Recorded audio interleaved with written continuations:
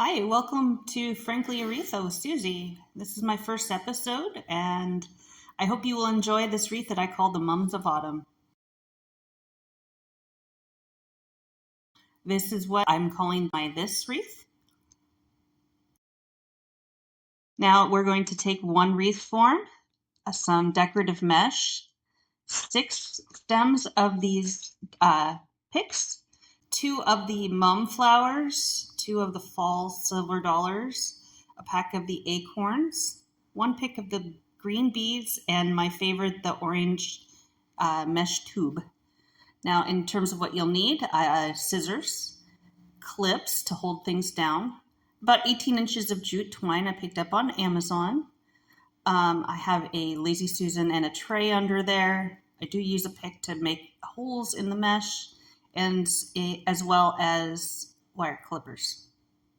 All right. So to get started, I always start by putting down the decorative mesh, and I glue that down. I'm going to use the clips to hold it down and start wrapping. And as I do this, I don't need to go around and wrap and glue as I go. So I just keep working my way around. Now the color, and it doesn't really matter so much if it's even, if it's lumpy, we're going to be covering it up. So don't worry too much about that. So I just clip it down, and then I'm going to cut and then glue.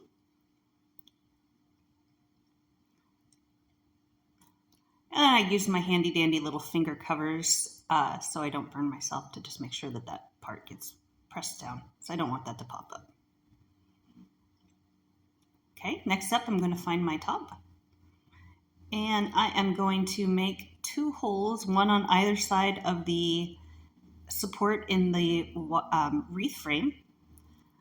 Make those holes just a little bit wider, cut about 18 inches of my jute twine. I'm going to poke it through the holes, and I'm going to tie a double knot. And then I'm going to push the end back through to keep it nice and neat. Then I'm going to glue it so it stays.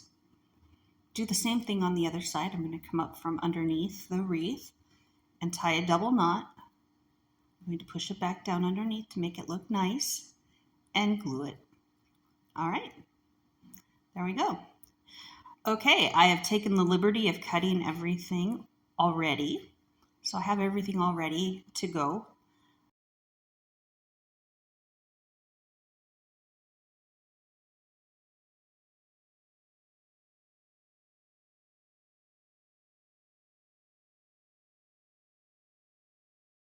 I'm going to start with the greenery on the inside. And the purpose of this is just so you don't see any of the wreath. I wanted it to not be visible at all from the side. So in doing this, I had all of these lovely greens from my picks. And as I don't like to let anything go to waste, I'm going to use them here. As you can see on the outside, I'm alternating every other one with the more green wreath, or more green leaves. And then I'm alternating with the metallic green from the green seed beads. Obviously, that's not a color you see in nature, but I did want to put that in there for just a little pop of color. Continue working our way around our wreath here. And as you can see, worked out pretty well here on the outside. Now on the inside, I noticed I was running out of the more realistic looking leaves, so I turned the metallic leaves lengthwise so I would get more coverage. And they're not exactly even, but you're not even going to see them. Okay, next up, we're going to space out our mums evenly around our wreath. And when you see the wreath, there are actually 2 different areas that you can put the flowers into. I want to make sure that A, I'm keeping all of the flower petals up out of the glue, and B, I'm placing my flowers more on the outer side so that they face outward rather than inward, because I do notice that when they're on the inner part, your wreaths look smaller. Okay, next up, my mesh. Okay, using our clips and some hot glue, I am going to work my way around, and basically what I'm going to be doing is between each one of these mums, I'm going to have a loop on the inside and outside of the wreath. I wanted there to be a good amount of mesh. And since this is kind of metallic and sparkly, it was something to pick up and pop in an otherwise more muted wreath. So the key here is to use the clips so that you are not burning yourself. It will hold the mesh down while it dries. And pro tip, don't let the clips sit too long. I can tell already that I've probably left that first one on too long, and it probably is going to be a little difficult to take off. My rule of thumb is to do about 3, and then after the third one, I go back and take the first one off because otherwise they get difficult to pull off. And I can twist them, I can make little loops. This is not how it's going to appear when we're all done. We are going to add a lot more, and then there is a final fluff step involved. So that's where we're really going to make sure that everything is where we want it to be. So don't worry about it too much. What I was going for here was just having a loop in between each of the flowers on the inside and the outside. And as you can see, I did make the ones on the outside a tiny bit bigger than the ones on the inside because there's more space on the outside, obviously. So, okay, working our way around. We are almost done with our mesh tube. When I'm done, I put the last one on, I glue it, and then I cut it off and I put it to the side. All right. Next up is going to be our silver dollars. And again, I'm going to put one just off to the side of each one of my mums, and I'm going to leave it sticking out. And in our fluff step, we're going to come back around and weave those back through each one of the individual flowers and leaves and really get that color to work through. But for now, I just want it to kind of be off to the side. So what I do is I use a clip. I poke a hole in the mesh so that it kind of gets in there to stick well. Clip it down, and then I glue it. So you can kind of see. So continuing to work my way around.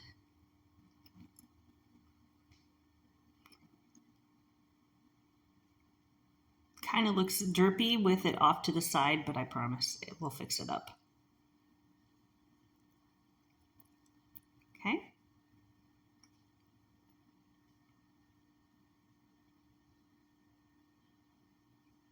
Make sure that hanger does not get glued down because we don't want it to be under or amongst our leaves or silver dollars. We want to be able to use that to hang it on our door or a wall. Okay, I think we got our silver dollars done. Next up, we're going to add our leaves.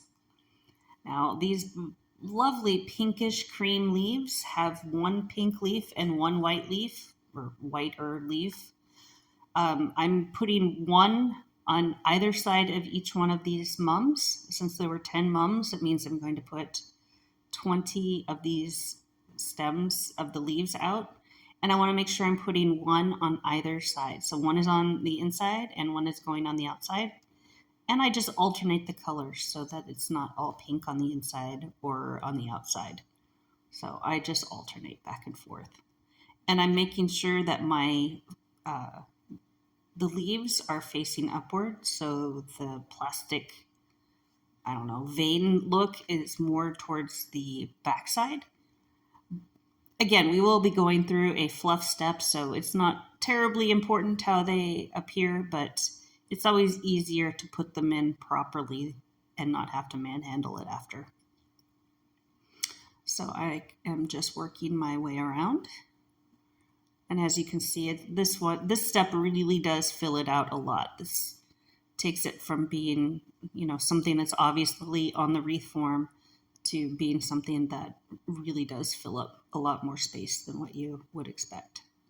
So I like working with the leaves this way. It does make it very full.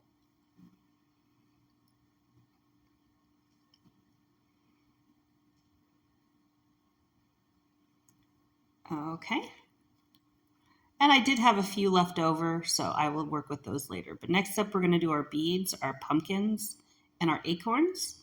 Now our acorns, I will put a little bit of glue on the end and just shove it up under the end of that and put it to the side to dry. I'll work on more of those later. I'm going to go ahead and start with the pumpkins because they're larger and they fill more holes. So I don't have enough to go one between each one of the mums, but I kind of go around and wherever I see mesh, I am filling that space with the pumpkin.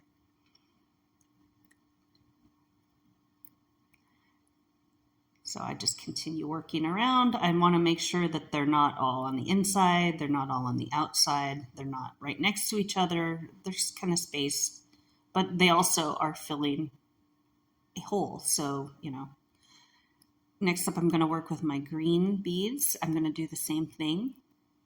Just continue working our way around, making sure that they're not all on one side. Space them out. Also make sure that they're facing upwards. I don't want to try to have things facing down,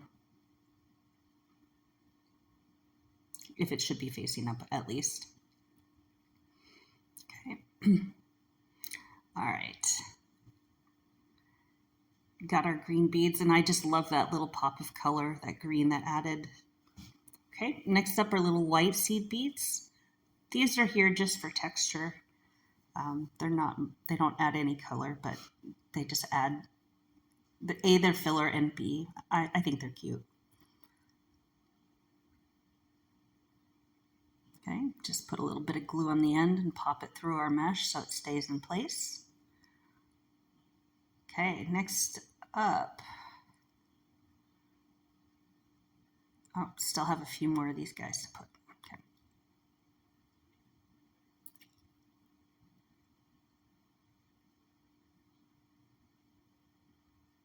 Okay, almost done with our seed beads. Here are our acorns. We're just going to do the exact same thing. We're going to put those back in there. And just like all other picks, we just put a bit of glue on the end. And since we've already glued them to the toothpick, they're not going to fall out. So they are just like anything else that you would work with your wreath. And again, I'm just kind of poking it through. I'm using them to fill holes. I do love the colors of the orange and the yellow, and I do want that to kind of pop through. But it's very muted. It's got the brown tip. You kind of have to look for it, and I like that. Okay. And then I'll just clean off. That uses a lot of glue to glue that way. Clean that off. Okay. Now comes the fluff step. Now at this point, I'm pushing my leaves to the back. I'm pushing my mesh to the top. I'm making sure that the flowers are not glued to anything, that they're loose. Really, I'm just trying to put things where I want them to be in this step. This is probably the most time-consuming step, and I could probably spend hours just getting everything exactly where I want it. But in the interest of time, I don't. I also try to clean off any extra glue in this step if I happen to see any. So I just continue working my way around, and as I mentioned, I had a few extra leaves, and I will be using those to fill in any spots where there are holes, because I did use a lot. As you can see, it's very full on the inside of the wreath. Sometimes I might cut them out of there to thin it out and move them to the outside, but fortunately with this one, I did use 6 full stems of leaves, and that meant that I got to have that very full look and fill the holes on the outside. So again, I'm just continuing to move my way through, pulling that mesh tubing up, because again, that went down first and it tends to get buried. So don't forget to pull that up. I want to make sure our leaves are all facing downwards.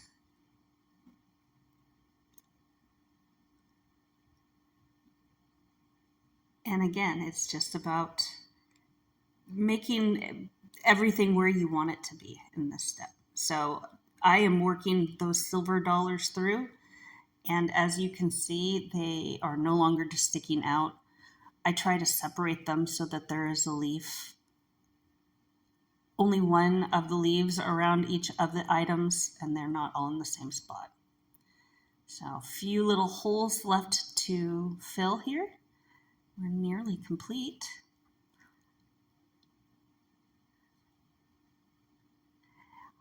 And since I had a few of these silver leaves left, I wanted to use them.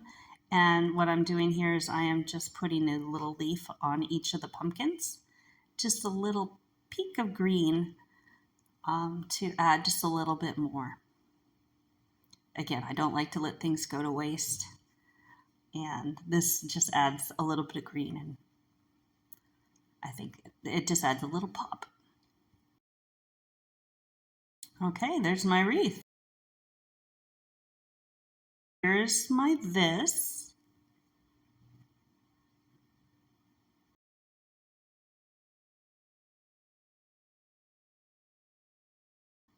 And here's my that. The only difference being, of course, I used some mesh on the bottom. I used one extra thing of green beads on the top. So what do you think? Let me know in the comments. Let me know which one is your favorite, and I will be drawing a winner from amongst the people who leave their comments, and I will be sending you your favorite.